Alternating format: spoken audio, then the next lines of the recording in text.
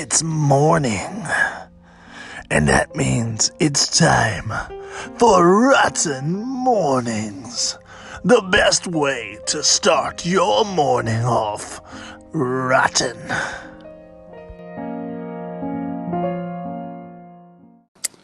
Good morning, everyone. You're listening to another episode of Rotten Mornings with me, Scott.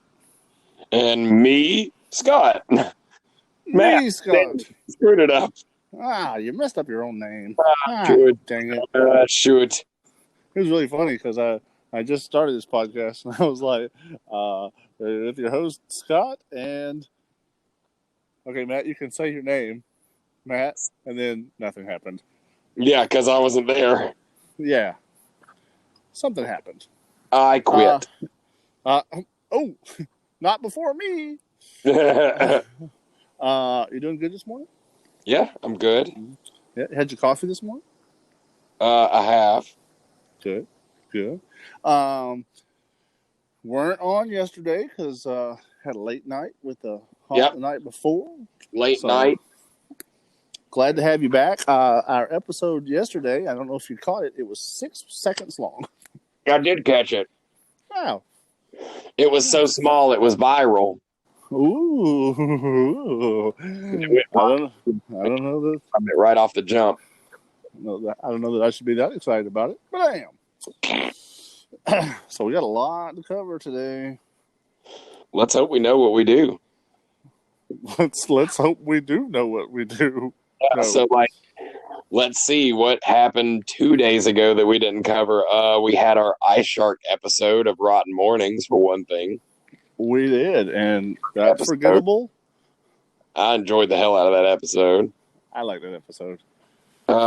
We had our unfinished review from Arx Mortis at Ghost Hill from 2019. Really fun haunt. Yeah, super fun haunt. Love their amenities. Love their 3D theater. That really stood out for me. Man, that was really great. I was actually wearing a shirt from Arx Mortis the other day, thinking about how much fun I had at that haunt and how we should get out there more often. Yeah, it's just halfway across the world in my hometown, and I hate going to my hometown. Hey, that's fair. That is fair. Okay. So after the Arx Mortis review, which that's actually a good review because we all were there, of course. Yeah, we had a bunch of us that don't get together as often as we would like. So check out that for sure if y'all haven't. Then we had the episode of it was Rotten Strips would have been on Friday because we're still talking about Friday because we didn't talk about Friday. That's right. So that would have been the next episode of Rotten Strips, which was the episode that I pulled the wool over everyone's eyes. Yeah, you got me. Clever me. I saw what you did there. Hey, you know what? I'm really excited about Strips as opposed to Quarantine. In Quarantine, we kind of battled, and in Strips, we're both like, hey, what'd you have time to do? 10-second edit? Yeah, exactly. Post it. Fantastic. That's super fun. Cool. I did enjoy it, and hope to see more like that. And of course, after that, we went live at the Hollow.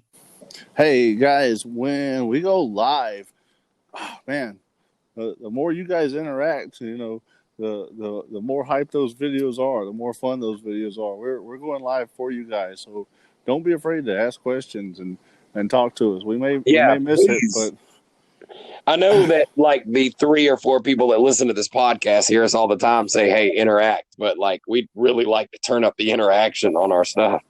Yeah, I agree. So that's cool. And Hellbilly Hollow, man, those guys are so much fun. Oh, yes. They are awesome, man. Tim takes care of us, man. He treats us like superstars out there. Everybody is so welcoming to us. They're like, oh, it's rotten. No, da. And, we went out there. Jess went out there with us, and she hasn't been able to be involved with much of our stuff in a minute. So she got to do that. So that was cool. Yeah, I'm glad she got to do that. And she ran the camera for the little commercial that I shot down there. And not to break into a slightly different topic, but when we go to haunts like this that we know people and we've got good relationships with, we do have a good time. But in the reviews, we're still going to be just as honest and as fair all the way across the board. We have favorites as far as like people we want to hang out with because we've built these relationships. But when it comes to a haunt review, we're reviewing the haunt. Yeah, not the people. That's right. Okay. So that wraps up Friday, right? That wraps up Friday, and then we come back to waking up on Saturday morning yesterday to the Kraken episode, the butt Kraken. Yes, the butt Kraken. So that was fun to listen to you flounder a little bit.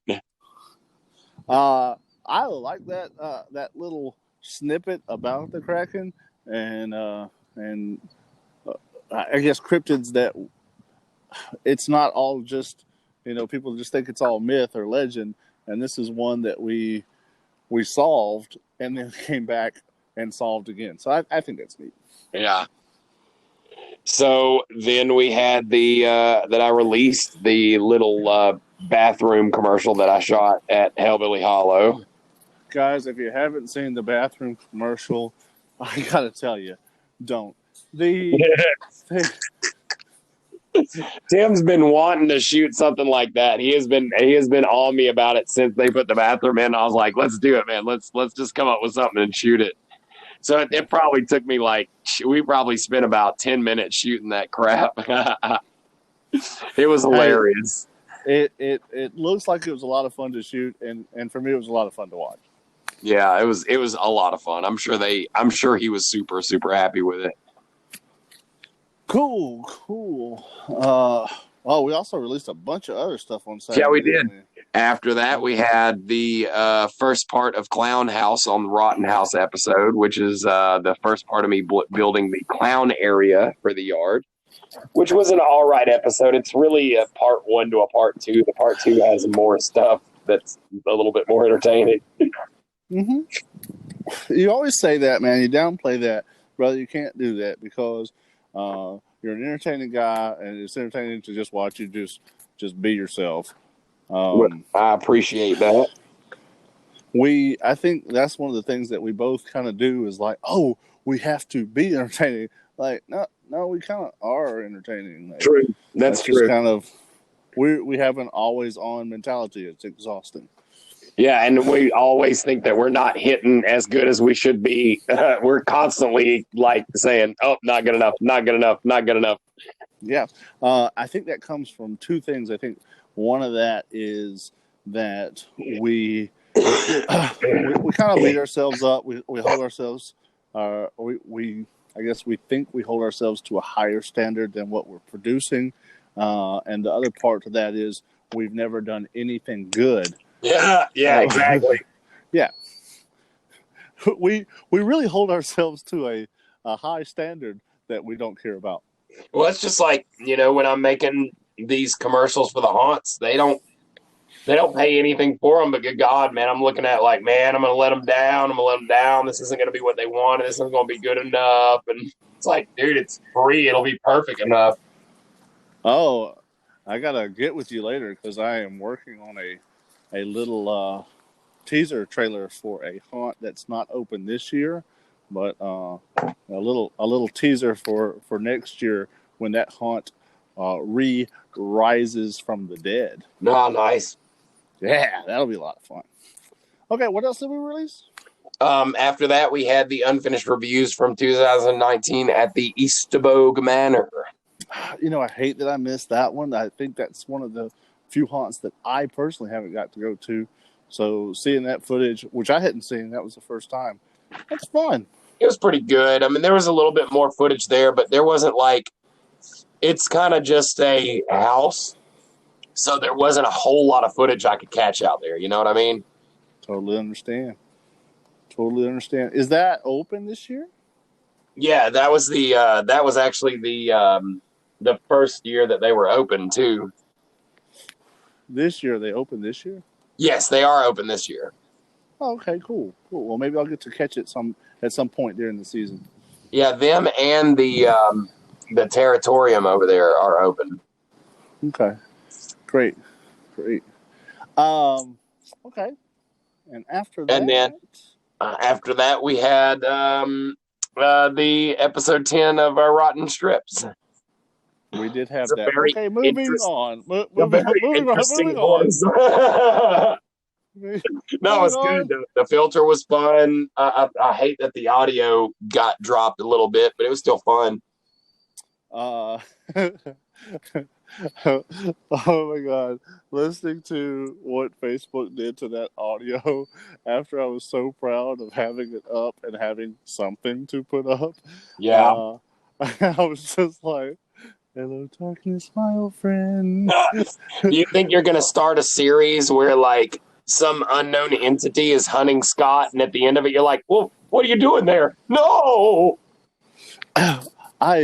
This story has been around for a minute because when you were like, hey, guys, we want to hear your like supernatural stories and your supernatural encounters, and I was like, I got a really fun story about a truck stop. Like a guy I met at a truck stop, like this kind of thing, and I've been wanting to do this for a while. Yeah. And it just kind of happened that I was able to shoot that in 7 minutes. It just so happened you were kind of able. Lucky you. Looking at that footage, photographer's dream. Yeah, it seems like you really lucked out on those shots, man.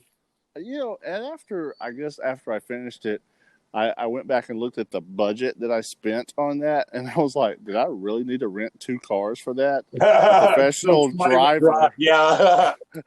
To hire somebody to drive behind you, and you could have just got somebody behind you in traffic and drove slow. But they got to charge me an extra $50 to have his lights on. What was? I don't know. Cool. Did we have anything after that? I believe that was it. We were anticipating a live from a haunt tonight, but we are in a hurricane. Yeah, and it's nasty, and it was nasty at Hellbilly Hollow last night. I came home like a wet puppy, dude. It was cold and it was miserable. Yeah, that had nothing to do with the rain. That's just how you come home. I do. I was like, Barrow. Do we? Okay, so that catches us up, man. We're caught up, which is kind of a cool thing. And that leads into what do we have coming up for today? Today, what do we have for today? What is today? Sunday? It is all day Sunday. Today is the, of course, this. Then we have the next part of the Clown House from the Rotten House episode. And then we have episode 11 of Rotten Strips. And that one's going to be a hoot because I have no clue what I'm doing. That's, brother. Let me tell you, do not rent a car for it. I've got time, though, so there's that. That's true. You're not going to be cramming at the last minute on your way to work 16 hours. No, I don't think no. Yeah. Whew, what a day. That was yesterday. So there's that stuff. Yeah. Hey, can I ask you a personal question? That depends. I don't think that's how questions work. But technically, that was a personal question. Right now, as you're recording this, is Brandy in the room? Yes. Okay. So our one listener is already listening. Yes, correct. I don't know. Doesn't mean I won't listen again. I was going to say, I don't know if she wants to talk because I don't know if she wants to hear herself in the morning to remember that she listened to this twice already. Yeah, like, why am I doing this to me? That's awesome. Cool. Well, that's a review of everything we've done so far. that's a preview of what's coming today. I think we've kind of nailed this. I think we did too. We nailed it. Like a thing that gets nailed. Like Jesus to the cross. All right. You guys have a rotten morning. Morning. Stay rotten. Stay rotten, guys.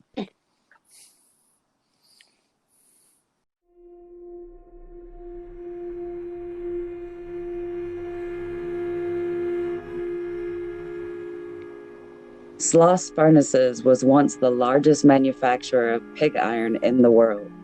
Sloss Furnaces operated from 1882 to 1970, making it the longest continually running blast furnace in Birmingham's history.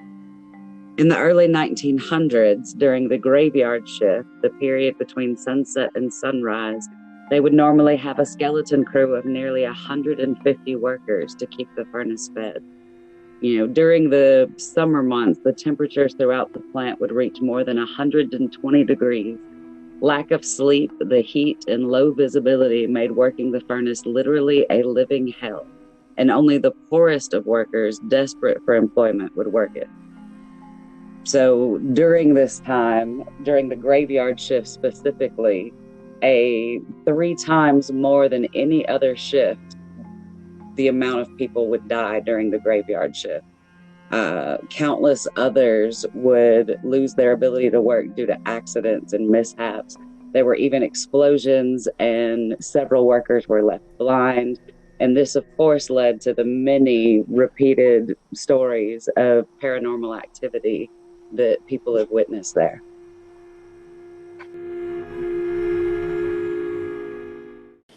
And we're back.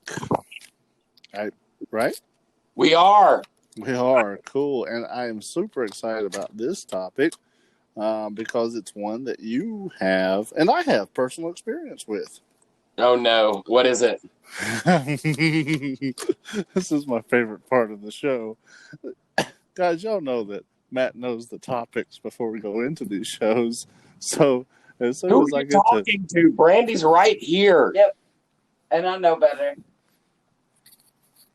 He's talking to me in the morning. I mean, it is the morning. It is the morning. You're talking to your 1 hour from now self. Wow. I guess Urza disagrees. Yes, we have a third podcaster. Good A deal. third podcaster, Urza the dog, and Urza everyone. There we go. Now we've got the whole family on here. Excellent. Shut up! Oh, we love each other. Okay, but this podcast isn't going to go much if I don't talk. So we're talking about Sloss Furnaces. Okay. And we're talking about this because it's one of the most haunted locations, according to some, in the state of Alabama. According to some, it is. Now, you have been out there and experienced some strange stuff, right? I mean, we've been out there a bunch, filmed a lot. Mm-hmm. I don't know if I would say I definitely experienced anything, unless I told you that I did and I've forgotten that. Well, what you told me is that you encountered something that increased memory loss. That was a crackhead. He blew crack smoke in my face. I didn't know I couldn't remember anything.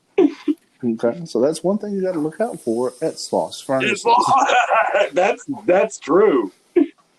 And I just want to clarify to people listening, Brandy, we are talking about the actual location and not the haunt that they have every year. This is the actual location.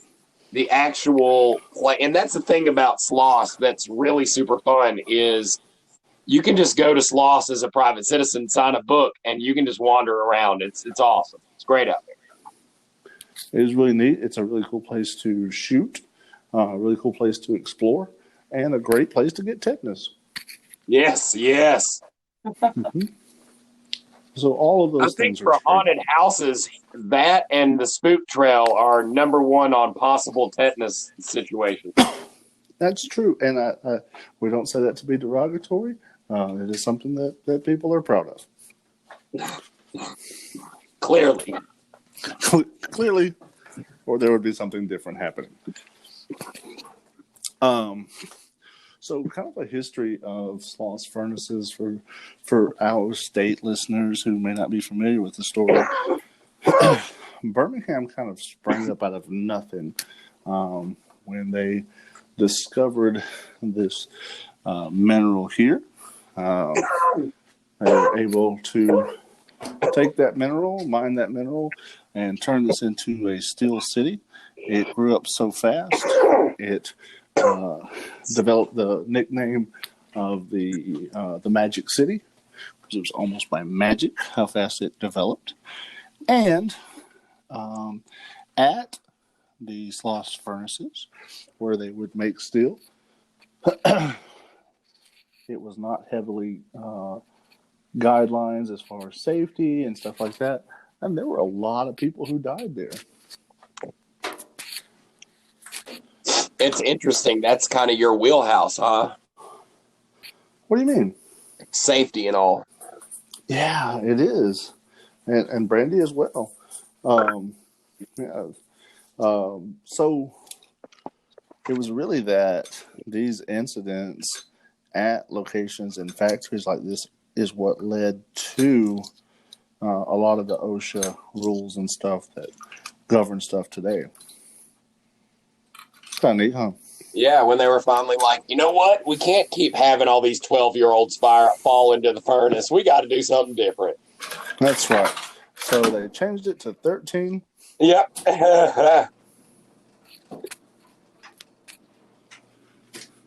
Okay.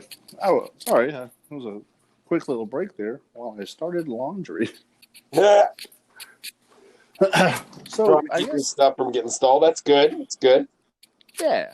Once it gets dried, free for the taking. Yep. So I guess that's kind of the story of Sloss. Now, people go out there and they'll see, they may claim to see like shadow figures or feel someone like watching them when they're the only ones there. They may encounter or take photographs and encounter orbs, which orbs for us has always been kind of a, is that a thing or is that a photographic thing, right? Yeah, I'm always back and forth on orbs just because we know so much about the way photography is, and we've used cameras our whole life, and we've seen how many times we caught a bug or anything or just something happening. I don't mean to say that I don't believe that they're paranormal, but I do mean to say that there are other explanations for them, and I like things that there are not other explanations for. As do I. I will bring up this one thing. The ruins of Cahaba, Alabama's first state capital, it appeared in Catherine Tucker Wyndham's book, Jeffrey and the 13 Ghosts. Correct. Well, this was, the stories of that were widespread photography equipment. Right. And they would say specifically that they would see like people dancing, like apparitions dancing, and that they would see orbs. They would see like blue balls of light moving in and out of like hedges and stuff like that. So in that case, this is a orb story that predates our, digital camera or, photographic widespread. I mean, not to say that photography wasn't around. It just wasn't as widespread when these stories originated, which is kind of neat. Well, these stories originated a long time ago, and even with current stuff, there's actually more than 100 reports of suspected paranormal activity recorded in the Birmingham police record. For Sloss? Yes. For Sloss. That's everything from minor incidents like steam whistles blowing by themselves, and even like different sightings, and even a rare physical assault. So, physical assault. Yes. I wonder what that was. But like something that couldn't be seen. So. Yeah, I wonder if it was like scratches or what. Well, one of the biggest incidents that I had heard about, I believe, was from the night before they closed it in the early 70s. But the night watchman was like taking a last look about and said he came upon a half man, half demon that tried to push him up the stairs. And then he was beaten on with fists. And then there was a doctor that examined him and said that he was found covered with intense burns. And he didn't die from that attack, but all I could find about it was that he died before ever returning to Sloss. Now, you know what? This brings up a really good point to me, Scott.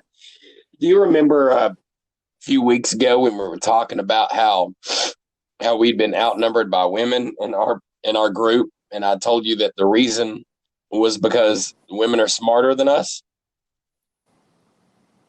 Oh, I don't remember that. Okay, and then you remember when you said, like, that's why we podcast? Well, yes. That's why I was trying to keep Brandy off the podcast, because she makes us look really dumb, because she like actually fact checks herself and doesn't just make up stuff like we do. Yeah, and that's way more interesting. Damn it. All right, guys, the rest of this podcast is just Brandy. Yeah, Brandy came on, first episode, killed it. All right, well, now we've given our podcast over to Brandy. Hey, wait a minute now. This isn't the first podcast Brandy's been on. No, it's the third one. Yeah, but it's the one we finally understood that we're failing. Oh, no. Nope. That's not the first one either. It was like, hey, well, we had a podcast we were trying to make. That didn't work. And then we had a podcast called Why Scott and Matt Can't Make a Podcast. And Yeah, to call either of those projects podcast. In no way did we try to capture that like a podcast. No, I was recording it on a micro recorder, and then I was going to mail it to the podcast and tell them do this. Put stenographer. Yes. Fill out the last 10 minutes. Matt decided to create a new character that was just a mime, which was really funny. Just did not play on the podcast as well as it anticipated. And let me tell you, if you would have yes-and me a little bit more, it would have gone a lot better. It would have only been me going yes and. Yes, but that would have had something else going. It would have gone a lot better. I'm just saying. Yeah, my choice to take a nap during that time actually proved pretty beneficial to my own physical health. I appreciate beneficial as in y'all didn't air it. I appreciate how you write off that it was your choice to take a nap during that. 47 tacos will take any man down.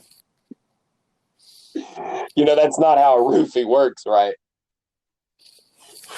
You say that, but I have put 47 tacos in a girl's drink before. First off, not a girl, not a drink. You just ate 47 tacos and fell into a coma. I mean, that's fair. We were talking about Sloss Furnace, right? Yeah. I guess. Brandy was. Who cares? Brandy just want to jump in here and throw some facts in. We're going to talk about. What are you talking about? Brandy naps. Just like finished the episode. She actually had some real like cop shit to say. Like, what are you going to say now? What do you got? Go. In 1990. Okay. Well, there was one interesting side note I saw about those police reports too. They say that activity does tend to be a lot more active in the September and October months during certain hours, which is supposedly the same time that the graveyard shifts used to be held, which was most likely at that time the poorest workers that really needed the work. It was supposedly like working in hell because of the temperatures and extremes, and there were many more people likely to die due to accidents at that time too. Wow, like a specific time frame for strangeness, huh? Yes. That's neat. I've talked to several of the performers or the veteran performers that have worked Sloss, and they all kind of, I don't know any of them that don't have stories of something strange happening or weird happening. I think maybe that's just that may, it may have something to do with it being Sloss, and it may just have something to do with it being haunt actors. I think that's a very common thing in all haunts. And I think because of the fact that a lot of the activity is reported in September and October, a lot of it is written off as, oh, it's just because there's the haunted house there, or there, somebody's trying to play a trick. Well, It kind of depends on where you look at the idea of like a ghost in the first place. If you have like a haunt actor who is very energetic about being scary, about scaring people, it's not so out of the possibility that they projected that scary into the realm where they were at, and it scared them too. Dude, that is so true. I can remember the last haunt that I was a part of, and I would be in a room that was completely dark, waiting for guests to arrive, and like I'm going to scare them. I'm going to create fear. I'm going to give them a scary experience, and now I'm terrified. Well, yeah, and like I have a similar thing like that in a way. When we were at Uncle Charlie's and I was doing the Hellraiser character, we had like the Hellraiser boxes that were built with like the spikes and the fake flesh on them, and they'd kind of spin around. And then we had like a mattress in the room with blood, with a bloody girl that was like Julia, right? Anyways, Right, yeah. we had these mannequins in there that would always face this certain kind of way. And we would come out and do our thing and scare people. And then like we would go back, reset, do the whole thing over. Well, I started noticing that like this mannequin was moving. And every time we'd get back to reset, I'd be like, dude, that mannequin's moved a little bit more. And it would freak me out, right? So into the night, I go and talk to Justin. We look at it, and it's just because we literally are going nuts in there, and we keep bumping the mannequin. And so every time we reset, we had just moved it a little bit. But in my mind, we weren't making contact with it. You see what I'm saying? Right. Yeah. Because I was in that mood or in that mindset, I wrote off the scientific explanation, the Occam's razor of it, and wrote it to a more advanced possibility because that's what I was doing there. Yeah, I can totally see that. When I was doing the haunt with Madame Tussauds in Vegas, and I'm playing Jason Voorhees, we had an electrical component that would make like lockers shake for the Freddy room, right? And there was an electrical like short one night. We didn't flip the switch for those lockers to go off; they just went off. And so the next group that comes through is like, "Oh wow, that's a really scary Jason, but why does he smell like pee?" It's Jason Voorhees. I thought you were just going to be like, I peed myself and those lockers shook. I mean, like the lockers were a scary thing, but I peed myself completely unrelated to the locker. It's, every time I would pee myself, I would go flip the switch and be like, oh, I didn't touch it. I didn't touch it. I just peed myself. What a playoff. So Sloss is fun because it had these like ghost stories, these supernatural events, these recorded events throughout not only its time running, but even a legacy of it still occurring. But it's also now used as a Halloween haunt, has been for years. So this is one of those cases where two things. One, it's one of the few haunts that we have in the state that are listed on national registries of haunted places. Yes. So you can go out there when it's not a haunt and be exposed. But then, two, with haunts that are haunted, they go against what we think of as the haunt creating the fear. Yeah. Or I'm sorry, the fear that is caused by the haunt creating something else there. Yeah. And I think that's you set up a haunt, in the middle of a town. You create enough fear there, you're gonna feel something. Well, especially with the whole, if you guys relate back to the ice sharks and the fear episode when we were talking about the idea of creating fear from yourself, and then look back at the idea of what a ghost is, a scar on reality because some big traumatic thing happened. Well, little small traumatic things can have little small effects too. And you're literally getting a whole bunch of people out into nowhere and trying to affect them in that manner. Right. It's only natural that something is going to consistently be scarring that world because those people are having an experience they will have nowhere else.